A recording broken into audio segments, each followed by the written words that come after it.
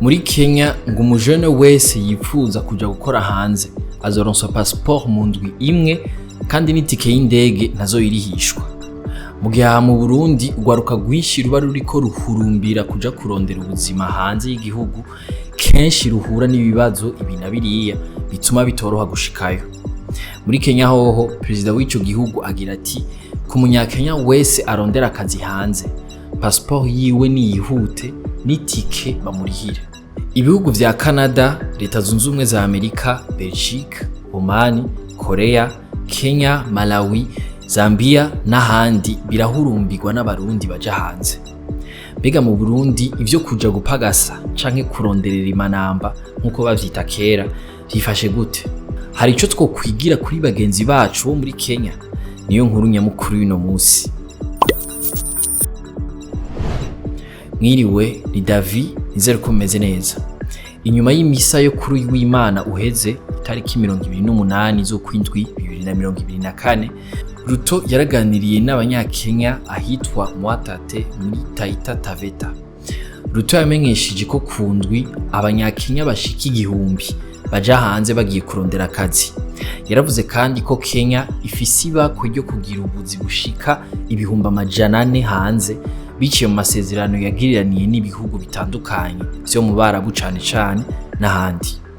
Yongeye kati ahanje naragize uruhara mu kurondera ubwo buzi, amashira hamwe ajejwe kurungika abakozi hanze niyo azona barihira indege hamwe n'ibindi vyose bokenera, ngo bizohagarikirwa n'ubushikiranganje bujejwe akazi.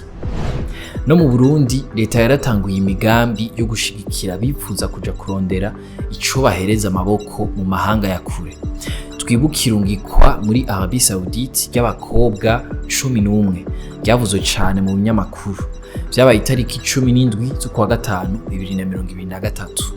Uwo Musi ambassadeur Epimene Bafinda yarajejwe abarundi baba hanze mu bushikiranganje bw'imigenderanire no gushigikirana n'ayandi makungu.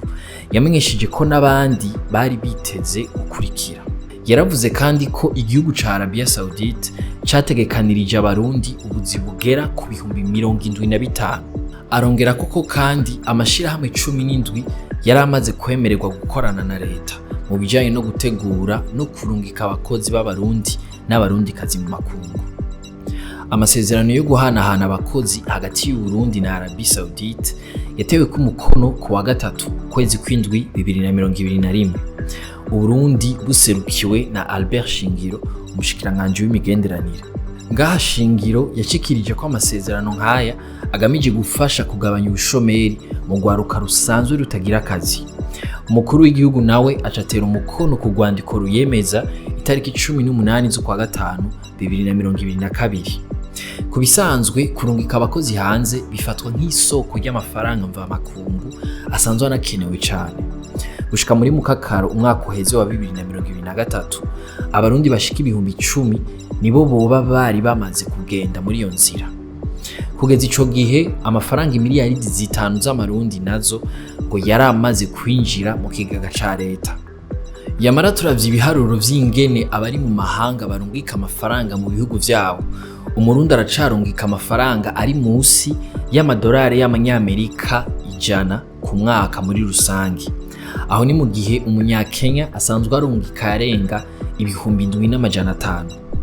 Gushika mu kwindwi k'umwaka uheze wa 2023, urubuga rw'ubushikiranganje bw'imigenderanire rwavuga ko hariko hararondegwa ayandi masezerano asa nayo. Twovuga cane mu bihugu nka Jordanie, Qatar, Kuwait, Oman na Bahrain. Mbega hari ivy'igisata cyo kurungika abakozi hanze cyo hinyanyura? Tuyagire muri commentaire. Dutandukira inkuru ngufi nazo. Ku itariki 1 z'ukumunani 2024 hazoshigwaho mu Burundi ibiciro bishasha vyo guhamagara biciye ku muhora wa telefone mu karere ka Yase. Ivyo biciro vyo guhamagara bizoba ari bimwe n'ibisanzwe bikora mu bindi bihugu bigize umuryango w'akarere ka Afrika y'ubuseruko. Biri mu masezerano agenga uwo muryango. Muri ARCT urwego rugenzura ivyo gutumatumanako mu Burundi, ngo abarundi n'amashira hamwe akorera hano mu gihugu azohungukira mu vyo guhanahana amakuru biciye kuri telefone. Ngo ibiciro vyo gutelefona mu bihugu bigize EAC bizoba bizimbutse. Umukuru w'igihugu Evariste Ndayishimiye yarayagarutse mu gisagara ca Bujumbura. Inyuma y'indwi zitatu zose ari mu rugendo bitiriye inkebuzo. Urugendo rwamushikanye mu ntara zose zigize Burundi.